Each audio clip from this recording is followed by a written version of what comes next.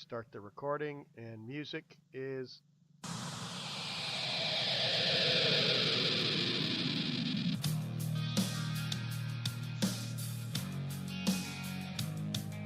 Hey, there we go. You know what, Rich? We're back. We're back. We're still here. I think we ought to talk a little bit about how that water gets into your house. Comes from the well, or maybe it comes from the street, but. Or the crack in your foundation, which we talked about a couple of weeks ago. Yes. But you don't want it there because you can't control it. I guess unless it's a cistern. And it goes into a cistern, you got to pump, and then you pump that up through your house, and you can use that. All right, I'm sorry, I digress. Let's stick to back to sewer, water mains, and or wells. Sure. So let's put a picture up here. And so there you go. We're going to assume that you got the water service, but you could also, that could be your water well where that comes in. Yeah, where it says water main could either be your well or your city main. Correct. And where it calls out a ferrule, we just call that a tap. Sure. Yeah, that's what we call it up here too. So, but then a lot of people have that external stop valve, which is located in a buffalo box, and that's what Robbie can't find in her front yard.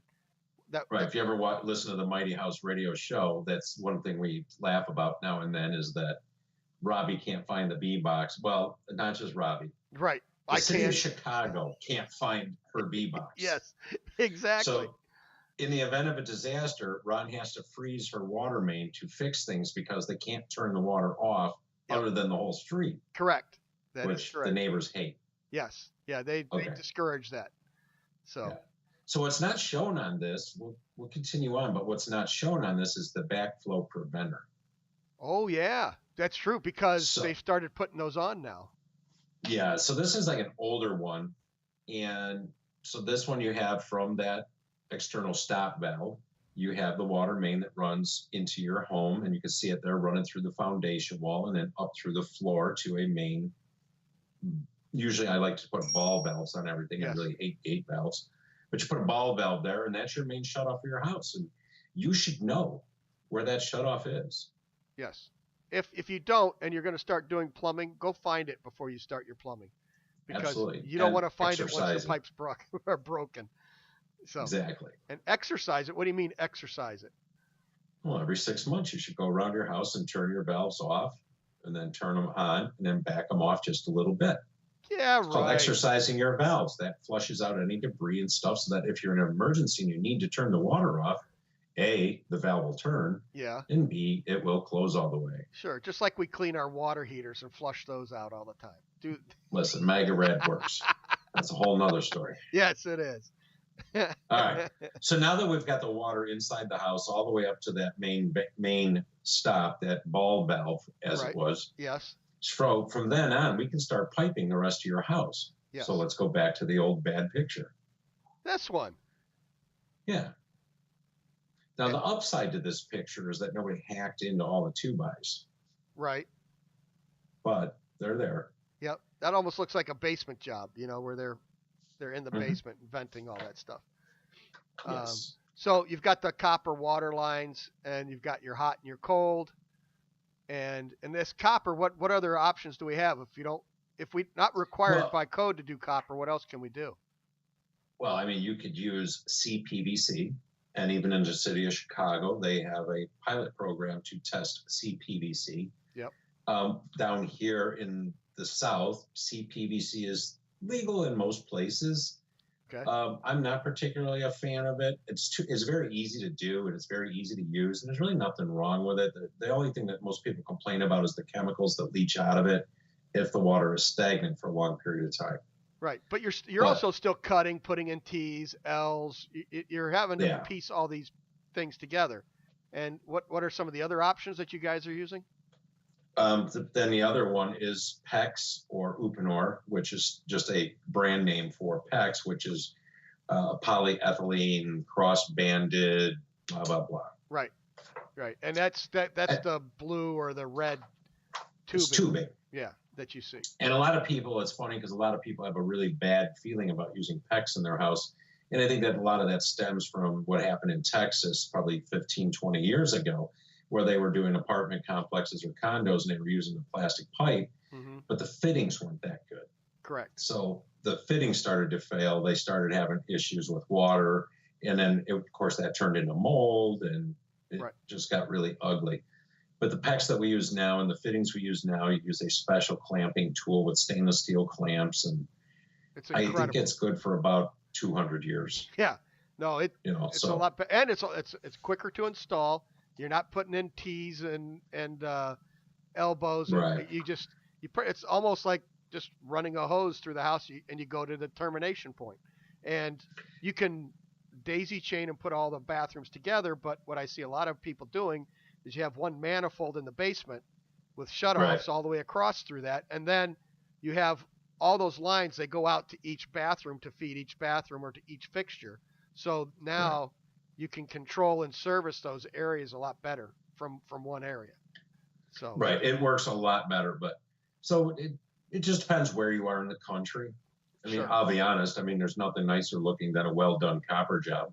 Yes. I mean, if you look at this right here, on the one side, this person's already got the 45s already sweat in. The other side, he's still cutting them in, and he doesn't have his T's in yet. But that's a good looking job right there, you know. Yeah. So nice little angles. Your offsets are even, things like that. And it's kind of funny as a contractor. That's what we look for. Yeah. So, yeah. But one of the other things too, just real quickly on talking about copper pipe though, is there's 3 types of copper pipe that you can typically buy, and especially at box stores, they sell it all. Yes, they do. You have Type K, and Type K is typically a flexible copper. So the water main that we showed originally, or the line going to your ice maker, that little 1/4-inch pipe, those are all copper K. They're flexible. So then you have L, and L is a rigid pipe. So the pipe in this picture is probably L. So that's a rigid 1/2-inch, 3/4-inch, whatever size it is, but that's that. And then they make another rigid that's called M. And M is something you want to run away from. Yeah. There's really, in a sense, nothing wrong with it, but it's a thin wall copper pipe. Yeah. So if you ever go to a box store and you see, and you're just going to do a little bit of work and need some 1/2-inch copper pipe, you're going to see a rack and it's got L in there and it's $10.50 a piece, whatever it is. It's actually more than that, I'm sure, today. Yeah. And next to that, you're going to see another 1/2-inch copper pipe, and hell, they look the same to you. Right. But it's $1.50 cheaper. Yep. So human nature, I'm buying the cheap one. Right. Well, that's a thinner pipe, and it is not going to last as long. Right. And it's going to have more issues if the pH in the water is not correct. It can corrode faster. So a lot of issues. That's where I hate when the stores sell something that's not even legal to put in your house. Yeah, and the fittings are all the same. So copper L to M, it's not going to matter. All the fittings work. All that valves will connect. Yep. Everything connects. It's just the wall of that tubing is a lot thinner. Yeah, and that's the difference. And I don't know why they even sell it. Because they can. Because they can. Thus, the orange extension cord in the previous picture. Yes, exactly. So, all right. So, go ahead. Another thing to talk about with your water distribution and supply system. Okay, you can do the whole house in 1/2-inch pipe, but you're not going to be really happy with your shower experience or how long it takes to get hot water to your kitchen sink. So by rule of thumb, we size everything on what we call either fixture units or drain fixture units, and it's a mathematical formula based on the fixtures in your home, and that determines your water service size. So that pipe from outside at the main coming into your house might be as small as 3/4 of an inch, but it might be 1.5 inches. Sure. Because you have lots of fixtures. From there, you got a water meter, backflow preventer that keeps water from your house contaminating the water main. It cannot go backwards. And then inside your house, you have 3/4-inch pipe that runs to all of your bathrooms, all of your kitchen, all that. But from there, you go to the 1/2-inch pipe. So in a house, you really don't use that much 1/2-inch pipe. If it's done correctly. Yeah. So the code is what? Within 10 feet of the fixtures, 1/2-inch. Everything else should be 3/4. Yeah. All your main runs, through the house, your home runs back to the water heater, all that should be in 3/4 minimum. Right. So, and then if your master shower's you got the fancy stuff with the rain head and the body sprays and in a standard handheld sprayer, you might Mhm. need 1 inch going to that and straight into the main body valve body to be able to get the Right. volume of water there. So depending on what you're putting in, that's going to determine the size of the water lines going there too. And I think that's where most homeowner remodels fail is not, it's, you want to save a few bucks. I get it. You're doing it yourself already. So you're saving the money you're looking for, but buy the right material in the meantime. So if you put a new bathroom in a room, run 3/4 inch pipe over to that bathroom and then go down to the 1/2 inch right at the fixtures. Yep. And then if your bathroom, think about the furthest point from your water heater. If you're open work or new construction, put a return line in. Mm-hmm. So if you can run the 3/4 inch line all the way to the furthest bathroom, then your 1/2 inch branches so that you can feed your fixtures, put it at the end of that 3/4 inch run, make a 1/2 inch pipe go straight back to the water heater. And from there, you can put a pump on there with a timer. Yeah. And that will circulate the water. And you set that timer for 5 minutes before you normally get up. Yeah. And you will have hot water right away. Yeah. And our buddy Bob, that's the plumbing guru that we talked about. He's got a new pump that he gave us that we just used, and that one actually you set the temperature on the pump, so the return water temperature has always got to be at that certain temperature, and then it shuts off. So it only pumps when the water temperature drops below that level. It's really a cool setup. So that's another way to do it if you don't want to set the timer, and you can go from there. So something more to talk about if you're going to put those return lines in. If you've got a 1,500 square foot house, you may not want to do it. If you've got a 5,000 square foot house, you've got 3 or 4 bathrooms, you're probably going to want to do it. So it makes a big difference. And you can talk about the amount of water you save because the hot water's already there. Maybe you spend a little bit more money heating all that water, but in the long run, I think it saves you money because you're just not running water down the drain waiting for the hot water to get there.